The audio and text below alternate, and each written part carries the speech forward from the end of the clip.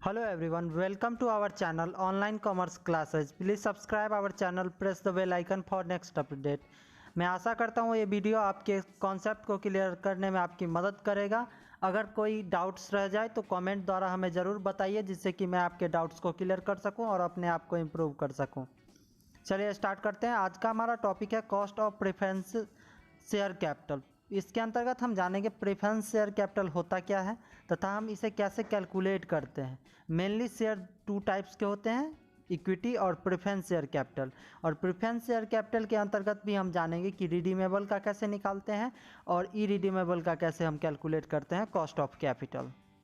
चलिए, preference share according to the Indian companies act the share capital is divided into two groups, equity share capital and preference share capital. जैसा कि मैंने पहले भी बताया था कि शेयर टू टाइप्स के होते हैं, एक होते हैं इक्विटी शेयर कैपिटल, दूसरे होते हैं preference share capital.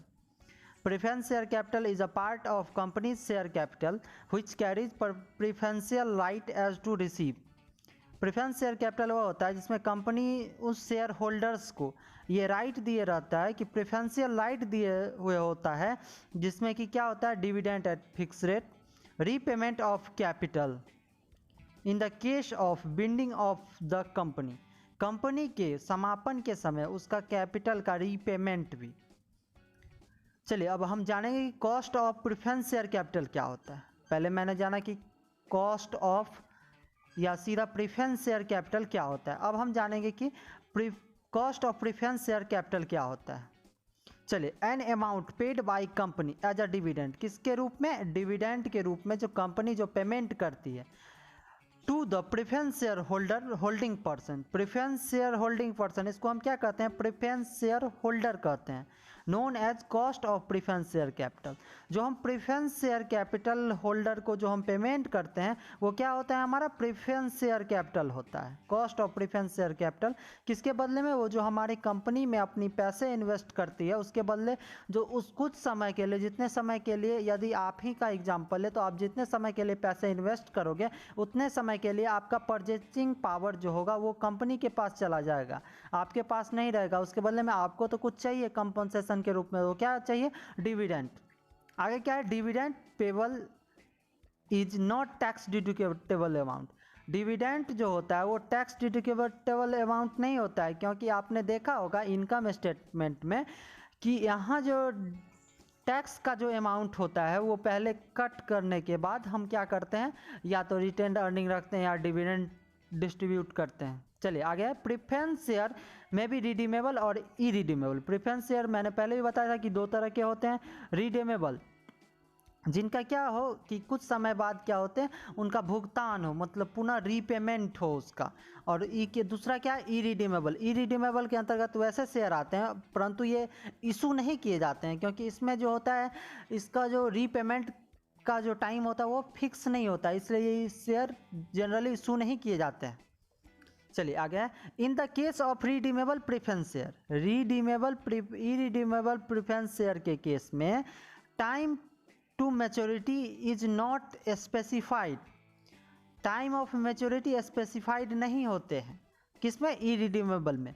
In the case of redeemable preference share maturity period is specified. इन दोनों में जो डिफरेंस अगर आपसे कोई पूछेगा तो इनका डिफरेंस यही होता है कि इनमें जो एक होता है वो उसमें क्या होता है, उसका जो टाइम होता है, मैच्योरिटी पीरियड होता है वो फिक्स होता है, और दूसरा का मैच्योरिटी पीरियड बताया गया नहीं होता है।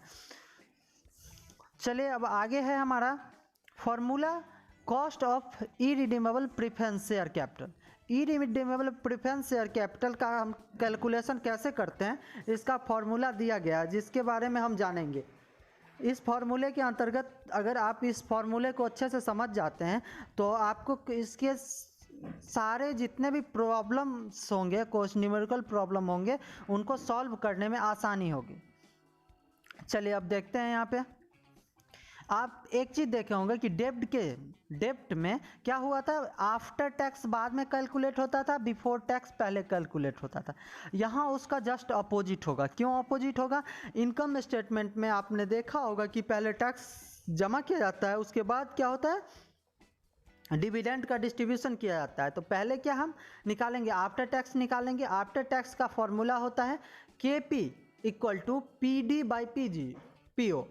यहाँ पर के पी का मतलब होता है cost of preference share capital. K P का मतलब होता है cost of preference share capital. दूसरा है पी डी का एनुअल डिविडेंड जो हम पेड करते हैं शेयर होल्डर्स को, वो हमारा क्या हो जाता है पी डी। उसके बाद पी ओ नेट प्रोसीड्स। अब नेट प्रोसीड्स क्या होता है, net proceeds equal to issue price. हम जितने पर शेयर इशू करते हैं उसका जो प्राइस है वो less flotation charge. Flotation charge वो चार्ज होता है जो हमें क्या सिक्योरिटी को इशू करते समय जो चार्ज पेमेंट किया जाता है वो क्या होता है, हमारा फ्लोटेशन चार्ज होता है। लेस डिस्काउंट, अगर हम शेयर को इशू करते समय कोई डिस्काउंट दे रहे हैं तो हमारा क्या हो जाएगा, वो डिस्काउंट जो हो जाएगा ये नेट प्रोसीड्स निकालने में इशू प्राइस में से लेस हो जाएगा, क्योंकि वो क्या करता है हमारे शेयर पर जितना भी हमको जो इनकम होने वाला है शेयर से, जो हमें पैसा प्राप्त होने वाला है उसमें कमी कर देता है। तीसरा अमाउंट ऑफ प्रीमियम, ये ऐड होता है। ये ऐड इसीलिए हो रहा है कि इसके क्या होता है, इसमें जो हमें जो प्राप्त होने वाला रिसीव जो हम अमाउंट करते हैं वो ज़्यादा हो जाता है, जिसके कारण क्या होता है ये अमाउंट ऑफ प्रीमियम ऐड हो जाता है।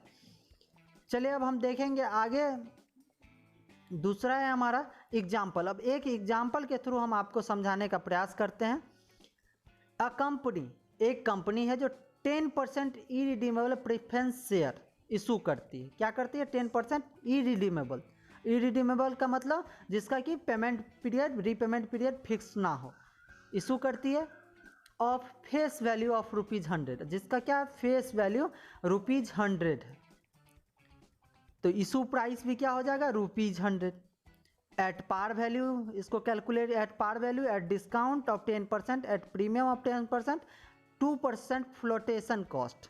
जो हमारा फ्लोटेशन कॉस्ट हो रहा है कि जो इशू करते समय जो हमारा चार्ज लग रहा है,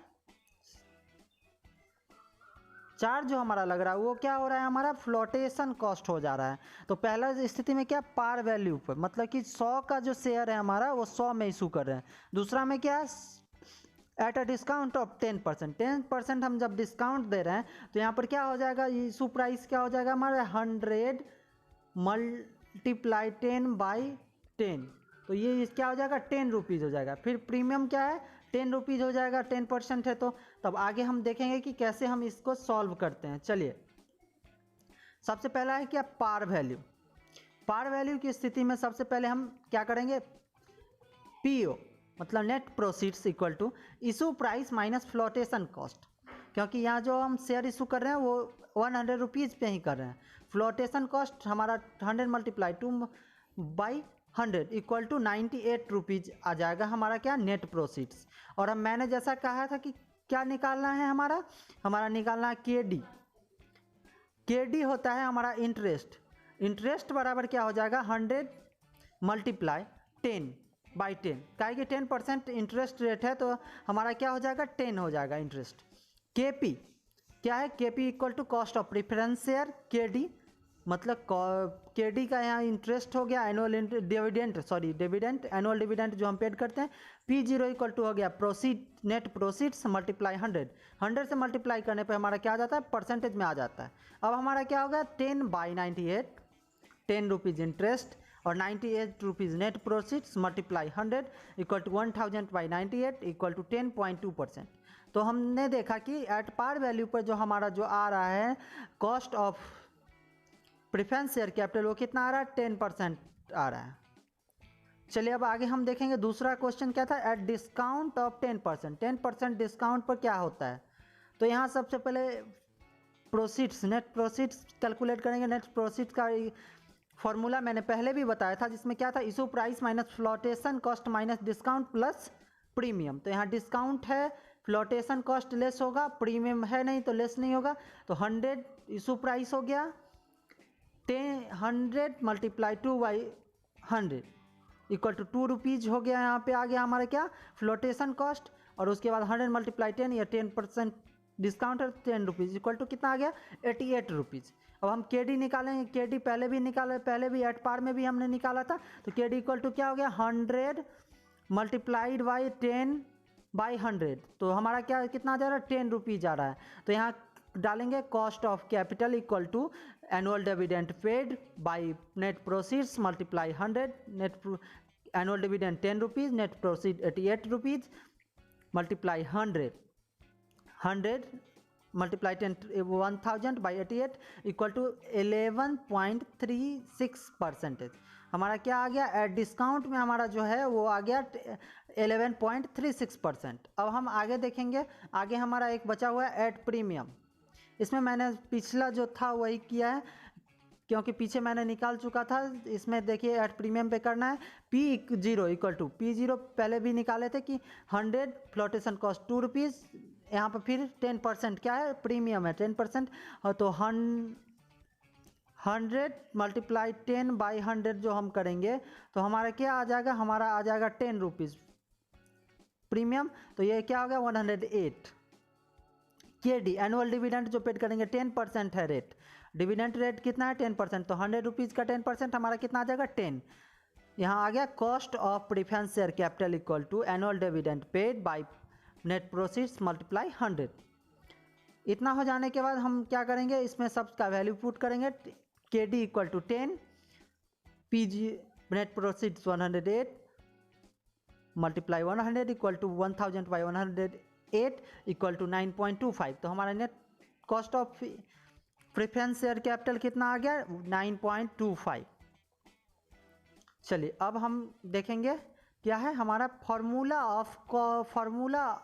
of cost of redeemable preference share. किसका निकालना है, रिडीमेबल, जिसका क्या हो, रिडीमेबल का मतलब क्या होता है, जिसका कि रीपेमेंट किया जाता है।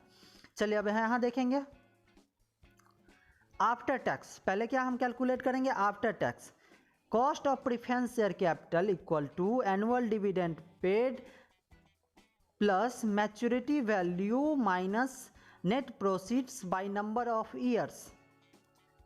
आफ्टर जिस ईयर्स के बाद, जितने ईयर्स के बाद n इक्वल टू हो जाएगा, जितना ईयर के बाद हम रीपेमेंट करेंगे, by MV plus NP by 2 multiplied 100। यहाँ पर PD एक टर्म आया हमारा, PD जो पहले भी देखा था, एनुअल डिविडेंड जो हम पेड करते हैं वो लेंगे। यहाँ पर न्यू टर्म आया MV का मतलब हो जाता है maturity value, amount to be paid on maturity value. अगर हम जो अमाउंट मैच्योरिटी वैल्यू पे पेमेंट करते हैं, अगर डिस्काउंट पे मैच्योरिटी वैल्यू है तो उतना में से लेस करेंगे, पार वैल्यू पे जितना का है शेयर उतना ही पे उसका पेमेंट करेंगे। और दूसरा टर्म आ जाएगा, अगर प्रीमियम पे शेयर हम मैच्योरिटी वैल्यू पर रिडीम कर रहे हैं तो क्या होगा, हम उसमें प्रीमियम ऐड कर देंगे। नेट प्रोसीड्स, पहले भी मैंने इसका फॉर्मूला बता चुका हूँ, net proceeds equal to issue price minus discount plus flotation charge plus premium, n equal to number of year after which preference share are to be repaid. Preference share जब repaid होगा उसका numbers of year हमको पता होना चाहिए। उसके बाद हम निकालेंगे before tax equal to KP equal to हो गया after tax by 1 minus T।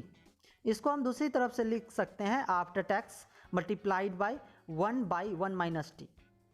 चलिए अब हम इस पे जो है एक सबसे पहले अब क्या देखेंगे, इस पे इसका आप स्क्रीनशॉट ले सकते हैं, जिससे कि आपको आने वाले एग्जाम्स में फॉर्मूला ये रिमेंबर रखने में आपकी मदद हो सके। अब हम इस पे एक एग्जाम्पल सेट किए हैं उसको देखेंगे। इस पे एक ही एग्जाम्पल सेट किया है काहे कि पहले मैंने बता चुका है कि जो हम प्रेफरेंस शेयर पर कैसे at par at premium at discount pay करते हैं। तो यहाँ पर मैंने एक एग्जांपल लिया है जिसमें क्या है, a company issue 10% preference share. Company क्या करती है, 10% प्रेफरेंस शेयर इशू करती है, जिसका फेस वैल्यू कितना है 100 रुपीज़ है, to be redeemed after 10 year. तो यहाँ पर स्मॉल n इक्वल टू कितना होगा 10 ईयर के बाद हम क्या करते हैं उसको रिडीम कर लेते हैं। द कंपनी ऑल्सो इनकर फ्लोटेशन कॉस्ट इक्वल टू 5%, और यहाँ पर क्या है फ्लोटेशन कॉस्ट कितना आ रहा है 5%। Calculate the cost of preference share capital, और यहाँ पर हम क्या कर रहे हैं प्रेफरेंस शेयर कैपिटल का कॉस्ट हमको कैलकुलेट करना है। चलिए अब देखिए यहाँ पर दिया हुआ क्या है, PD एनुअल इंटरेस्ट पेड दिया हुआ 10% equal to 10 rupees. MB maturity value हम एट पार पे रिडीम कर रहे हैं तो 100 रुपीज़। NP नेट प्रोसीड्स यहाँ 100 रुपीज़ हो गया। इशू प्राइस -5 ये 5 क्यों हो गया? 5 इसलिए हो गया क्योंकि यहाँ पर जो हम फ्लोटेशन कॉस्ट जो हम FC डाल रहे हैं वो कितना डाल रहे हैं?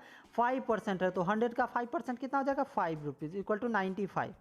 अब मैंने फार्मूला डाला है KP equal to PD plus MB minus NP by N by MB plus NP by 2 multiplied by 100। यहाँ पर अब फार्मूले में हम क्या करेंगे, जो वैल्यू है हमारे पास उसको हम पुट करेंगे। तो सबसे पहला यहाँ पे आ गया क्या? डिविडेंड 10, मैच्योरिटी वैल्यू 100 माइनस 95 हो गया नेट प्रोसीड्स बाई 10, क्योंकि 10 यहाँ पर क्या है? रिडीम्स आफ्टर 10 ईयर्स है। तो यहाँ पे आ गया 100 प्लस 95 बाई 2 मल्टीप्लाई 100। तो इसको सॉल्व करने पर 10 plus 5 by 10 by 195 by 2 multiplied 100। तो यहाँ पे इसको सॉल्व करने के बाद आ गया हमारा 10.7%। तो मैंने इसमें एक एग्जांपल कवर किया था। और हाँ, आफ्टर टैक्स कैलकुलेट करने के लिए जो मैंने फार्मूला बताया था उसमें अगर उसमें अगर हम इस वैल्यू को डाल दें और आफ्टर टैक्स कैलकुलेट करें तो हमारा टैक्स का अमाउंट आसानी से आ जाएगा, जो हमारा कि आफ्टर टैक्स होगा। Thank you for watching this video. I hope ये वीडियो अच्छा लगा हो तो लाइक करें, सब्सक्राइब करें और शेयर जरूर से ज़रूर करें। और कैसा लगा ये हमारा वीडियो कमेंट द्वारा ज़रूर हमें बताएं, जिससे कि हमें आपके जो सेटिस्फैक्शन है उसका पता लग सके। Thank you.